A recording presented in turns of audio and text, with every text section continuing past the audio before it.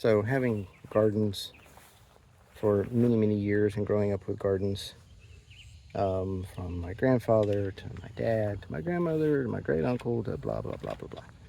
If you think about what a lot of people do is they'll buy a pack of plants, which may be, 6 plants. Yeah. And that seems like a lot. And you buy a pack of 6 plants. I think we were getting 6 plants for, I don't know, $5. I mean, it was about less than $1 a plant. Unless you go to Lowe's or Home Depot, and then they're a bit more. Or you buy the 3 or 4 inch pots individually, 1, 2, 3 at a time, and those are usually $5. So if I pay $5 for the 1 plant, and I pay $5 for 6 plants, I don't have another finger to throw on the screen, for 6 plants, which one is, a better option? And when you do seeds, there's always been a practice of, like with the squash, you plant 3 seeds, one for the squirrel, one for the crow, and one to grow, or something like that. It's the old wives' tale strategy for it. Or you can plant 1 seed per pot that you have. In our case, we're using the 6 pot packet things that you get from Lowe's and Home Depot. And we were at about let's say 80 to 90% germination rate. So part of what I was trying to communicate here is that if you buy a 6-pack of plants at the big box store, Walmart's going to be a little bit cheaper, but they're going to have fewer options. But Lowe's, Home Depot, even our local hardware store has some. You'll pay about $6 for a pack, which is $1 a plant. If you buy a single, like the 3 or 4 inch pot, what I found online is about $5. So that's $5 a plant. We have the option from a couple of places to buy a bundle of 20 plants for $8. So that's 40 cents a plant. So, your economy of scale starts to get, it just explodes, the number of plants that you get, and then the price per plant that you get. More plants for less money. So for us, we went with bundles of plants because we have the space to expand. So if you were to look at seeds and you buy just a pack from any place, any of the dollar stores or the big box stores, and we're going to take squash for an example because that's what we just got through planting a bunch of, you get somewhere about 25 seeds per packet for about $3. That's 12 cents a seed. And even if you get more seeds, let's say double, you're talking about 6 cents a seed. The really big packs, which we bought some stuff in bulk from hardware store, are going to be much smaller seeds, and 200 is a laugh. Even if you were to buy beans, there'd be more than 200 seeds in the pack. And I don't honestly remember the price, but let's say they're about $8. So you're down to 4 cents per seed for that price. And I don't think it was that expensive. It may have been around $6, but a penny per, and that's negligible. When we buy rutabaga seeds, there's probably several thousand in that 1 4-ounce bag. So what does this mean? So if you take your budget for buying the single pot plants and you do something like buying a packet of seeds instead, so you take your $5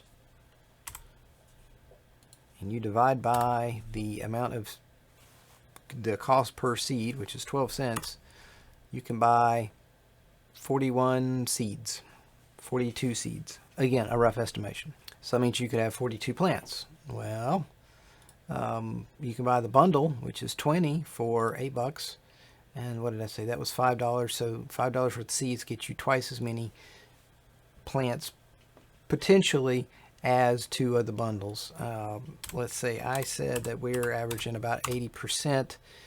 So nice and even. That's going to be 33. So it would take $12 for me to get 30 plants. I'm doing on-screen math, so forgive me. The stuff that I'm not doing on the screen, I'm doing in my head, and it's going to take a little bit longer. So you may not have the space or the means to do large volumes of plants, but in our case, we do now.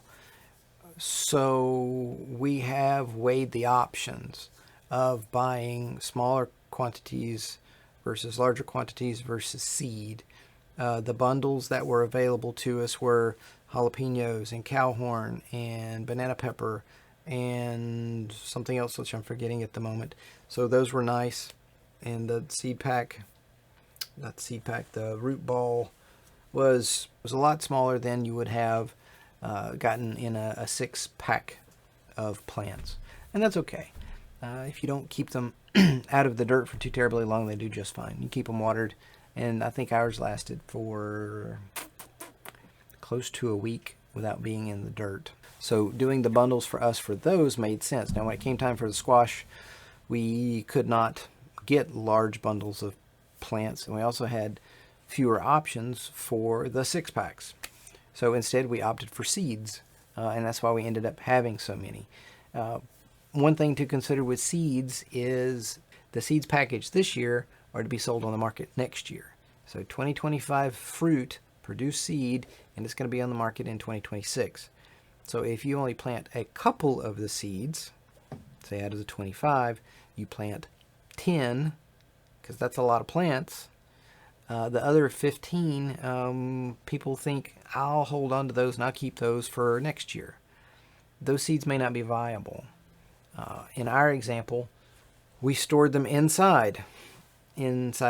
We kept them in our sunroom and found that little bitty bugs would get in and eat various types of seeds. And if it's not a bug, it could be just that the seeds dry out. Temperature change, hot, cold, hot, cold, hot, cold, could kill the seed. Well, what if I keep them in the refrigerator? Well, that's a low humidity environment. They could dry out. Keep them in the freezer. That's supposed to be a low humidity environment. They could dry out. Sometimes when you put seeds in cold environments, depending on the moisture, if the packet or the seeds were to be wet, they may take that as, oh, it's winter, get ready, get ready, get ready, get ready, sprout, die, and then you're out the seeds. So when you're buying seeds, we have started to have the mentality of, if we buy them, we're going to plant them. We're going to plant all of them. End of discussion. So buying a pack of squash seeds or cucumber or what was something else that we bought? Gourds or nasturtium flowers. We planted them all. Radishes, we planted them all. Beans, we planted them all. I think I said cucumbers already. Potatoes, we planted every seed potato. Jerusalem artichokes, the sunchokes, we planted all of those. Corn, we planted every one of those. I had to go over and over and over some of those aisles and double plant to make sure that I got all of the seed laid down. And if time management had been better, I would have spread those out more evenly so that everything would have been in a better distribution versus what I did. The point was I was going to use every one of the seeds this year and then buy new seeds next year, or harvest seed from my fruit this year to use next year. Sometimes that works, sometimes that doesn't. It depends on the plant, it depends on your environment, it depends on how and when you harvest the plants, what seeds, what you do with those seeds once you harvest them, how you store them, as mentioned previously. So there's a lot of things to consider, and sometimes we just want the easy way out, or the easier way out, the smaller headache, the lesser headache, the lesser of two evils. You're still picking an evil. So, saving seeds, we saved and tried to germinate several thousand pepper seeds because we were really happy with the jalapenos we grew last year and the cowhorns. We couldn't get any of them to germinate. Same thing with Fresno peppers. We had we could not find Fresno plants and we could not find Fresno seeds. So the local grocery store had Fresno peppers. They just called them red chili peppers. And we harvested the seeds and attempted to germinate them, and it didn't work. I have a lower germination rate with pepper seeds than I do with everything else. They can be a little finicky.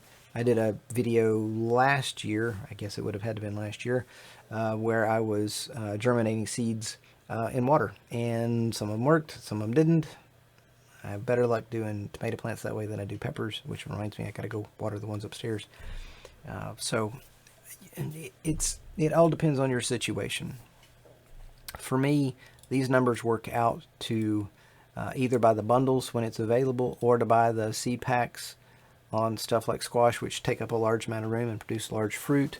We're going to do the bigger packs of things that, like a corn. One stalk of corn produces one ear of corn. So having 200 seeds is going to produce theoretically 200 ears of corn. That's still a lot, but one squash plant could produce, 10.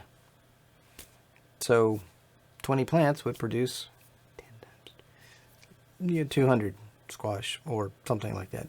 Anyway, so this is our new reality of how we can do things and how we are going to go about thinking about these things, because we do have the space. We haven't even gotten into fruit trees. I mean, but then also like the nursery trees for apples and peaches and pears. Oh my, that we want to get in there as well. And those are, if I can save the money on the seeds, then buying a $50 tree from a local nursery to produce fruit might not hurt as much. Instead of spending $50 on 10 plants at 1 plant per pot.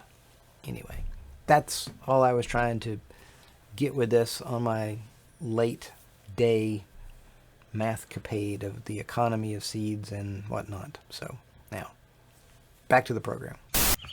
And we planted of the varieties of straight neck yellow, zucchini, cocozelle.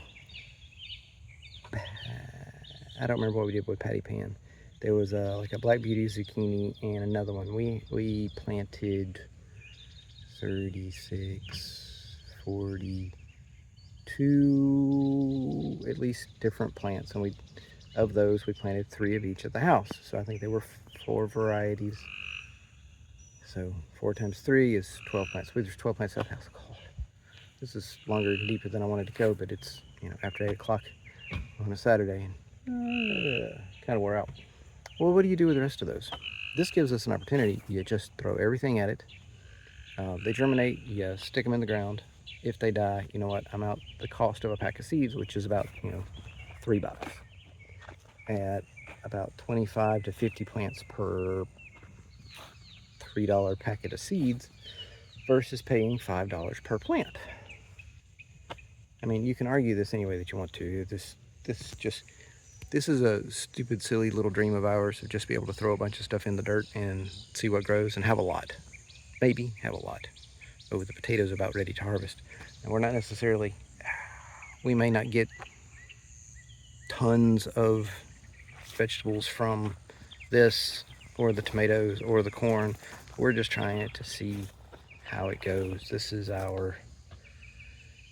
we could have waited to do this until we built the house and moved in here and blah, blah, blah, blah, blah. But why not go ahead and throw something against the wall and see if it sticks? Learn a lesson from it.